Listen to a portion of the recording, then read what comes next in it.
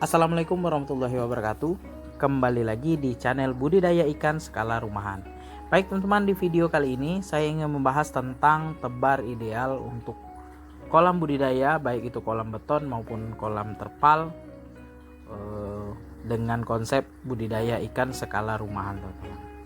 Nah, jadi kolam untuk budidaya skala rumahan itu biasanya tidak terlalu besar, biasanya di bawah 5 meter ya, 5 meter, 1,5 kali 5 meter, 2 meter kali 3 meter, dan lain sebagainya.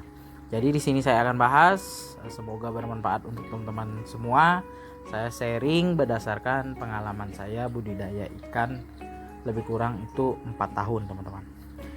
Baik, sekilas info untuk teman-teman sekalian, kolam yang saya miliki ini ada sekitar 8 kolam dengan ukuran yang ada beberapa yang beda, tapi rata-rata sama semua, teman-teman. Jadi untuk lebarnya itu 1,5 meter dan panjangnya itu 3,5 meter, teman-teman.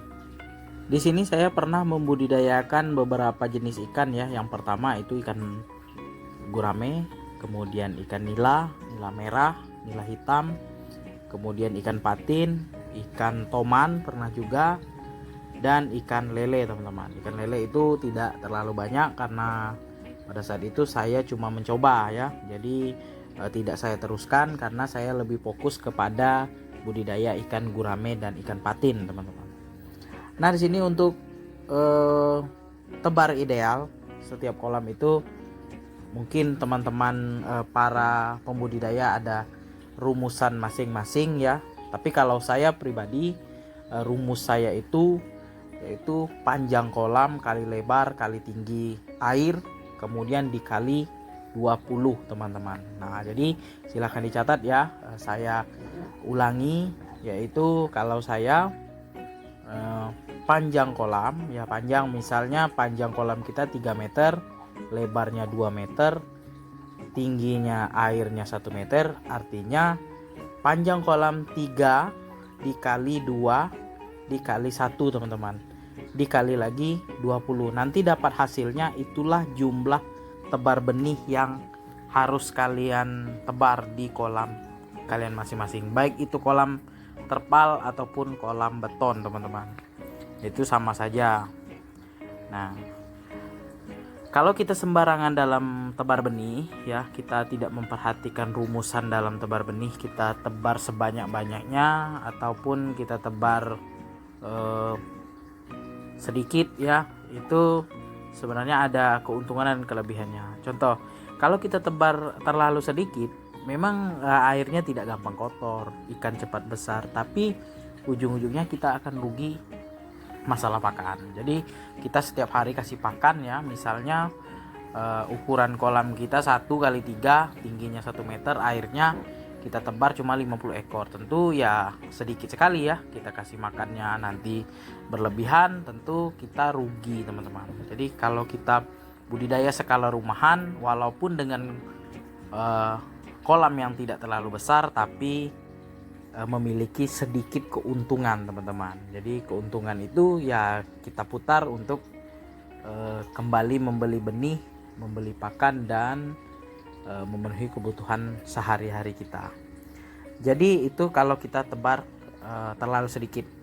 Nah, kalau kita tebar padat, teman-teman, ada kelebihan dan kekurangan juga. Kalau kelebihannya jelas ya ikannya banyak, teman-teman. Kalau kita panen ya kita nasib bagus ya, ikannya banyak, kita panen ya tentu keuntungan besar. Tapi kelebihannya itu sangat sedikit sekali, teman-teman. Itu tadi cuma satu yang saya lihat, yaitu kalau kita panen itu lebih banyak dapat ikannya.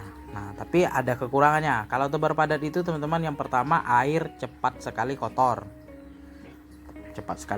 Kemudian ikan itu gampang terkena penyakit.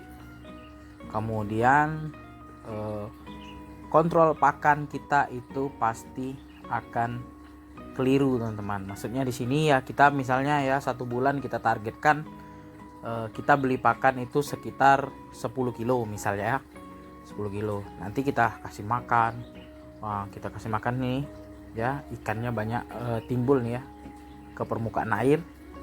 Kemudian ya kita karena melihat ikan itu selalu di permukaan air kita termotivasi ataupun kita terangsang untuk kasih makan terus ikan tersebut. Nah, disitulah letak kita nanti akan ujung-ujungnya akan boros tentang pemberian pakan, teman-teman. Nah, kalau teman-teman tidak percaya, silakan teman-teman terapkan sendiri. Ya, mungkin yang baru terjun ke dunia budidaya mungkin pasti mengalami ini semua, teman-teman.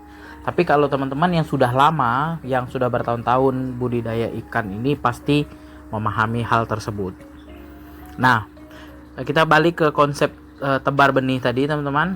Nah, kalau saya, kenapa ada angka 20 di ujung rumus tadi, misalnya ya, panjang kolam kali lebar kolam kali tinggi air baru kali 20. Nah, 20 itu jumlah ikan per segi, per meter persegi, teman-teman ya. Jadi 1 kali 1 1 meter, lebar panjang 1 meter, lebar 1 meter, tinggi air 1 meter, itu 20 ikan. Nah, kalau lebih, teman-teman, kalau saya sarankan untuk kolam di bawah 5 meter, untuk rumus yang ujungnya itu 20 saja, teman-teman. Jangan 25 per meter persegi. Karena volume air ya tentu saja di bawah 5 meter itu ya lebih kurang ya sedikit kalau menurut saya. Tapi kalau teman-teman punya kolamnya 2 kali 10 meter, 2 kali 7 meter, 2 kali 8 meter, terserah ya, boleh 25 pakai rumus 25 per meter persegi atau 30 meter persegi, teman-teman. Jadi misalnya ya punya kolam 5 kali 10 meter ya, jadi rumusnya 5 kali 10 kali tinggi 1 meter kemudian dikali 30. Jadi setelah menyaksikan video ini, teman-teman silakan ukur panjang kolam teman-teman sekalian, lebar kolam, kemudian tinggi airnya. Nah, bukan tinggi kolam ya, tinggi air yang teman-teman isi ke kolam masing-masing.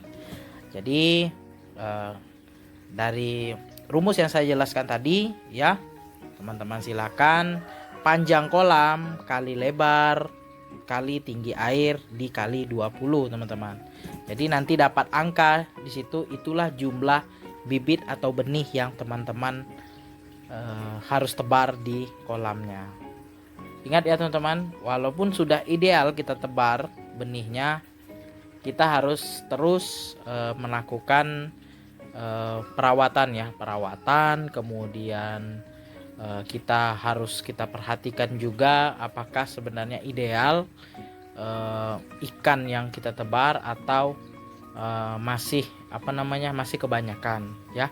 Kalau misalnya seandainya ikannya sulit besar atau lambat sekali besar, teman-teman bisa kurangi ya. Rumusnya tetap yang tadi, panjang kolam kali lebar, kemudian tinggi air kali 10 atau kali 15 ya, atau kali 17 terserah, tapi tidak boleh melebihi 20 atau 25, teman-teman. Nah, kalau teman-teman mau untung besar atau memiliki untung ya dalam segi budidaya, teman-teman harus ikuti rumus-rumus dalam tebar benih. Karena kalau kita sembarangan tebar ya ujung-ujungnya ikan akan mati, kemudian kita tidak akan dapat untung, teman-teman ya. Kita akan rugi, ikannya mati, kena penyakit, dan kita stres, dan akhirnya kita gagal dalam budidaya ikan. Nah, untuk rumus tadi, teman-teman, itu berlaku untuk ikan gurame maupun ikan patin, teman-teman. Dua ikan ini memiliki kesamaan menurut saya dalam segi tebar benihnya. Kalau untuk ikan nila itu lebih besar, lebih banyak ya jumlah tebarnya. Misalnya sama saja rumusnya, panjang kali lebar kali tinggi air, kemudian dikali per meter perseginya itu kali 35, teman-teman. 35 atau 30. Saya sudah menerapkan itu. Alhamdulillah ikan nila saya agak hampir 90% itu ikannya sama besar. Nah, namun di sini kendalanya saya listrik, teman-teman, karena rumah saya ini ya tidak mampu ya dibebani oleh listrik kolam ikan nila itu. Jadi saya putuskan untuk ya saya berhenti saja untuk budidaya ikan nila.